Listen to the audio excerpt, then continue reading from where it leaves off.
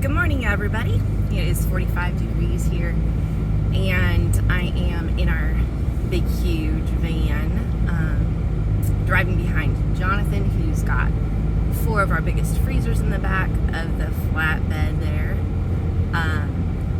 And I will be loading a full cow in the back of my van. It's a transit, so we have taken out 2 rows of the seating in the back, and it's perfect for fitting different things in it, our giant dog kennel if we're transporting goats, or our Anatolians, loading a ton of coolers for market, and loading these what will be probably about 10 or 11 boxes in the back of my van to meet some families because they both got beef halves. So yeah, it's been kind of a crazy morning. Slept in a little bit longer than I probably should have, but we're still on the road at 7 o'clock. Sun is just rising, and we've got everything ready to go. All of our boxes, scales, gloves, because the meat gets really cold. This time we did 3 cows, so it's good. A little bit more beef than usual, but this is how the year is going to go with us processing 3 at a time. So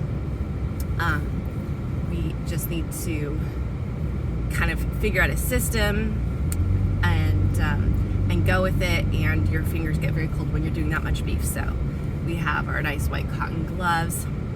My allergies are starting to kick in because North Carolina is crazy right now, and the nice thing is that I won't be actually freezing out there when I'm loading the beef. Anyhow, so good times.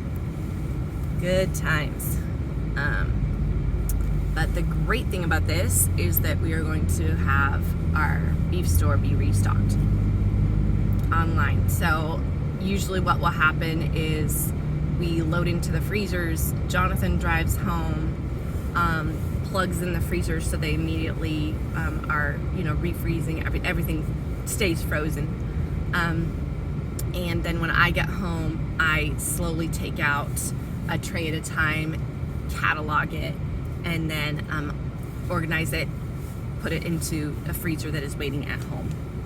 And that's kind of how we do this thing, and make sure everything stays frozen all the time. So that'll be happening this afternoon when I get home from doing the meetup. And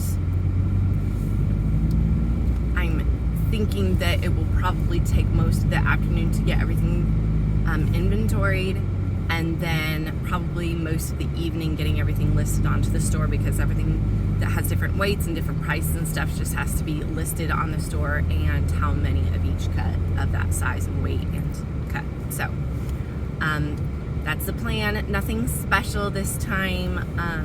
We're just restocking all the classics, the steaks, the roasts. I don't think I got anything particularly special. I think I might have gotten some, had some of my sirloin tip sirloin tip roast turned into steaks. So I might have some sirloin tip steaks, and those would run about $12 a pound. So it's the same price as a roast, but you're not having to do the slicing. They've already done it, prepackaged and everything, so it's a lot quicker to thaw if you want to throw some steaks on the grill. Our family actually loves round steaks. My favorite is the eye of round. They are absolutely delicious. It is, to me, comparable to a filet. But anyhow, to each his own. I just love the eye of round steaks. But we also have cut up and done bottom round steaks and sirloin tip steaks as well, and they're really, really good, especially if you like a little bit more, if you like to have a little bit more, not marbling, but like a little bit more fat in there, especially if you're doing keto or something. Those are really great. So sometimes we like to mix things up and get those made into get those made into steaks for you guys. So I might be going ahead and listing those. So that might be a new product that we have. But other than that, everything is pretty much standard. We usually don't do T-bones. We just do the tenderloin or filet mignon and the New York strip, which on the packaging says strip steak now. They changed it from saying New York strip to just saying strip steak. We are getting chuck steaks now, which are amazing. And lots of ground beef. So that is very, very good. We ran out of ground beef this time. I'm completely sold out. And so I'm really excited to get some ground beef in the store for you guys. And so yeah, stay tuned for the store to stock this evening. And if you're part of our Wake Forest or Carry Drops, you definitely want to go in there and place your orders as soon as we stock. If you're interested in just having first pick of things and stuff, you probably don't want to wait for another 3 or 4 weeks before you think about placing your order for the next month's drop. Go ahead and go in there and pick your cuts now. You don't have to pay now. We do take credit cards, but you do get charged a fee. So I encourage people to select the cash payment. That makes it so that when you can either send Venmo prior to pickup, or Cash App, or you can do Venmo or Cash App when you actually get there to pick up your order. So it's up to you.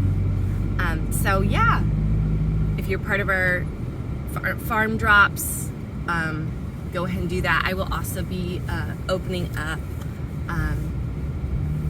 our CSA boxes. I will probably list a few more of those. I don't want to get too deep into the CSA, purely just because we are doing this other farm for their CSA box. They're doing veggie CSAs and flour CSA.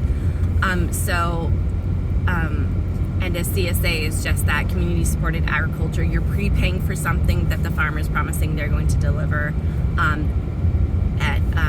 a kind of spread out point. So like a weekly box if you commit to that, or a monthly box if you commit to that.